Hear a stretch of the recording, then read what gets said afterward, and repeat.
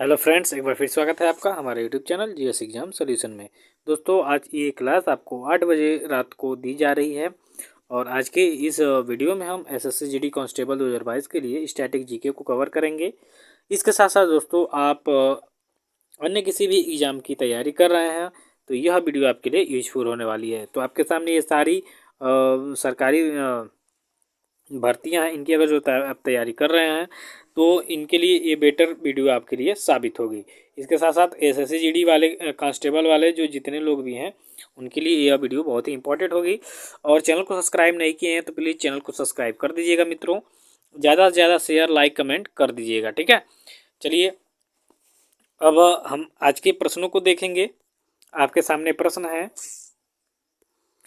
देखिए static GK में SSC GD constable batch के लिए पहला प्रश्न आ चुका है मित्रों आपके सामने। प्रश्न है, अर्थशास्त्र का जनक किसे माना जाता है। आपके सामने 4 विकल्प है मित्रों, इनमें से एक विकल्प आपको सही चुनना है, ठीक है। कमेंट करके आप भी अपनी राय रखेंगे, मैं तो आपको इस वीडियो के माध्यम से बताऊंगा ही। तो आपका जो कमेंट रहेगा मित्रों, वो समझ लीजिए कि बहुत ही एक महत्वपूर्ण स्थान रखेगा आपके लिए और मेरे लिए, ठीक है। तो कमेंट जरूर करेंगे। विकल्प ए है एडम स्मिथ, बी है मैक्स मूलर, सी है कार्ल मार्क्स और डी है चाणक्य। तो देखिए, अर्थशास्त्र के जो जनक हैं विश्व स्तर पे, वो एडम स्मिथ को माना जाता है, ठीक है। एडम स्मिथ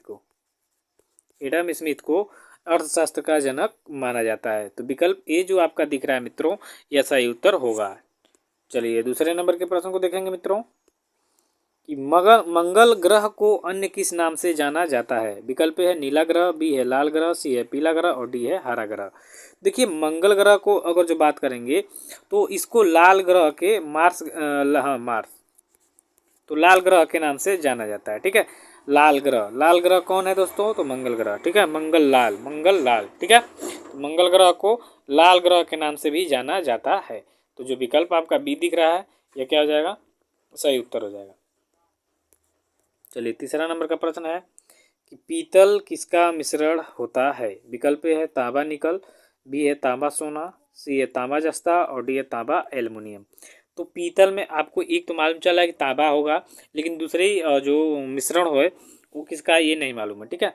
तो इस विकल्प में से जो आपका विकल्प सी दिख रहा है तांबा और जस्ता का, यही विकल्प आपका क्या होगा, सही होगा, क्योंकि जो पीतल होता है तांबा और जस्ता का मिश्रण होता है। तो जो विकल्प आपका सी दिख रहा है यह सही उत्तर होगा, ठीक है। आपका कमेंट सादर आमंत्रित है दोस्तों। कमेंट आप करके आप भी अपने प्रश्नों को जांच सकते हैं इसके माध्यम से। और स्पेशल अनाउंसमेंट ये है कि आज रात 10 बजे टेलीग्राम चैनल पे मैं लाइव रहूँगा और वहाँ पे आपको हिंदी और जीके की क्वेश्चंस मैं लगातार उस पर लाइव रहूँगा और क्विज होगा, ठीक है।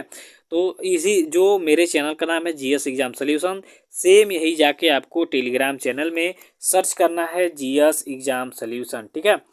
आपके सामने जो लोगो लगा हुआ है इस चैनल पे, वही आपके टेलीग्राम चैनल पे भी लोगो दिख के आएगा। तो आप उसे ज्वाइन कर लेंगे और 10 बजे आप क्विज खेलेंगे। तो चलिए देखेंगे तो आज क्विज खेलने में कितना मज़ा आ रहा है, ठीक है। लाइव करने में दोस्तों थोड़ी सी दिक्कत हो रही है और मैं इसको ज़्यादा समझ नहीं पा रहा हूँ। तो ज़्यादा दिमाग लगाने से अच्छा है कि आप टेलीग्राम पे आ जाएंगे, ठीक है।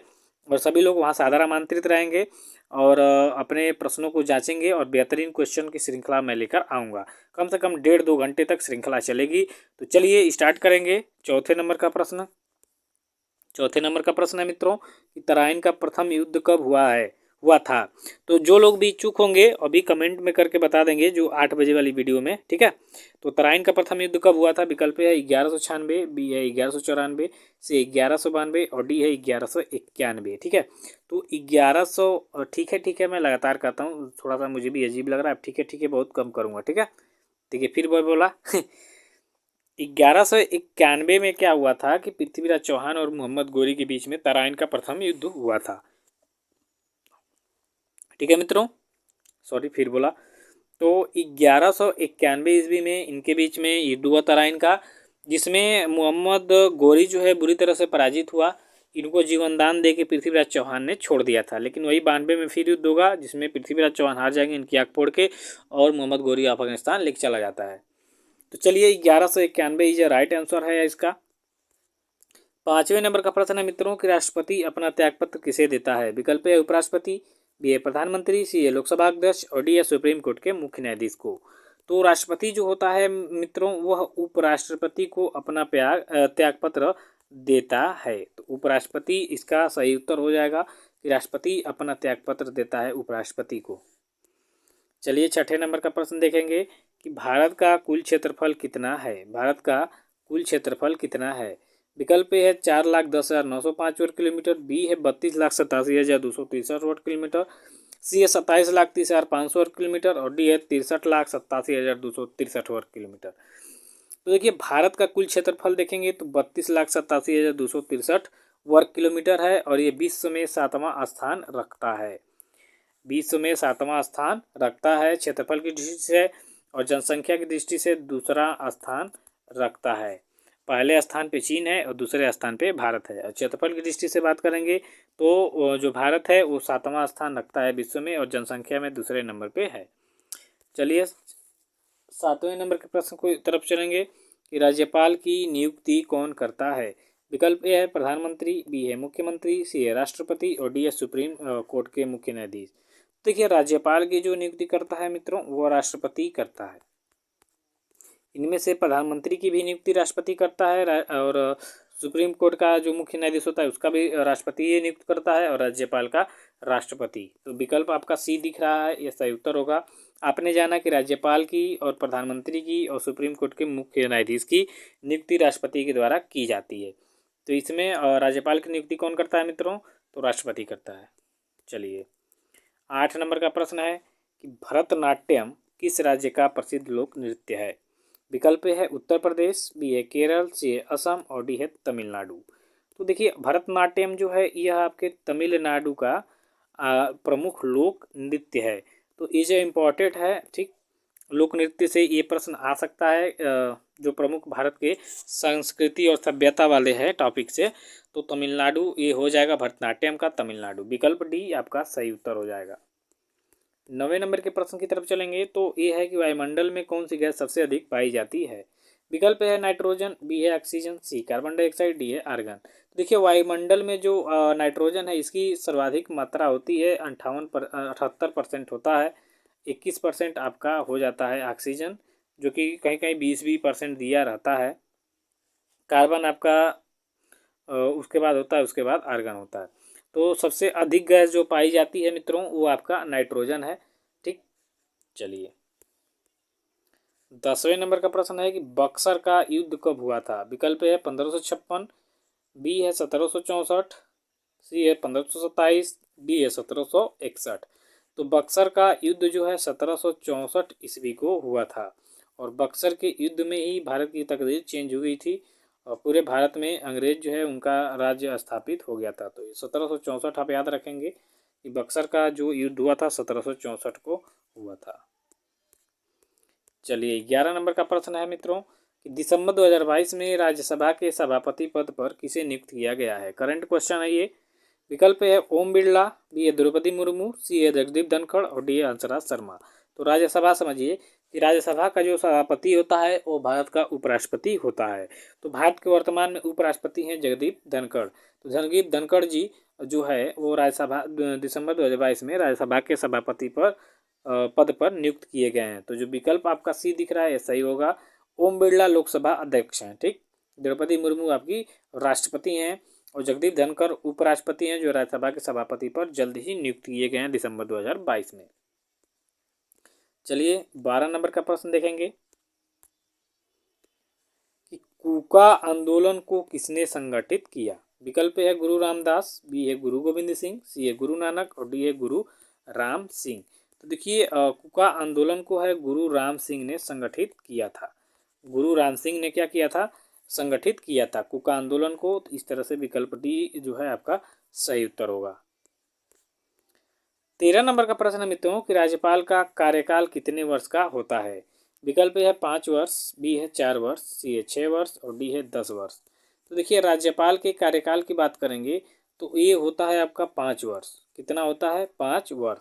तो जो विकल्प ए दिख रहा है आपका स्क्रीन पे वो सही होगा, 5 वर्ष। राज्यपाल का कार्यकाल 5 वर्ष होता है। चलिए 14वें नंबर के प्रश्न को देखिए कि भाखड़ा नांगल परियोजना किस नदी पर निर्मित है? विकल्प है रावी, बी है सतलज, सी है ब्यास और डी है झेलम नदी। देखिए भाखड़ा नांगल परियोजना जो है आपके सतलज नदी पे स्थित है। किस नदी पे? सतलज नदी पे। तो जो विकल्प आपका बी है यह सही उत्तर हो जाएगा कि भाखड़ा नांगल परियोजना आपके सतलज नदी पे स्थित है। विकल्प बी। 15 नंबर का प्रश्न है कि नीलगिरी पहाड़ियाँ किस राज्य में स्थित हैं? विकल्प है जम्मू कश्मीर, बी है उत्तराखंड, सी है तमिलनाडु और डी है मणिपुर। तो जो नीलगिरी की पहाड़ियाँ हैं मित्रों, ये आपके तमिलनाडु पे राज्य में स्थित है। तो जो विकल्प आपका सी है ये सही उत्तर हो जाएगा। नीलगिरी की पहाड़ियाँ तमिलनाडु राज्य में स्थित हैं। 16 नंबर का प्रश्न है कि लौह तत्व की कमी से कौन सा रोग होता है? विकल्प है अस्थमा, बी है डायरिया, सी एड्स और डी है एनीमिया। तो एनीमिया जानते ही हैं, रक्त की कमी से लौह की कमी से एनीमिया रोग होता है। तो एनीमिया आपका सही उत्तर हो जाएगा। शरीर में लोहे की कमी होगी तो आपका हो जाएगा एनीमिया रोग। ठीक है, चलिए 17 नंबर का प्रश्न है कि बांदीपुर राष्ट्रीय उद्यान कहाँ स्थित है? विकल्प है कर्नाटक, बी है मणिपुर, सी है असम, डी है मध्य प्रदेश। तो देखिए बांदीपुर राष्ट्रीय उद्यान जो है आपका कर्नाटक में स्थित है। कहाँ पे? कर्नाटक में। विकल्प ए जो है आपका सही उत्तर हो जाएगा।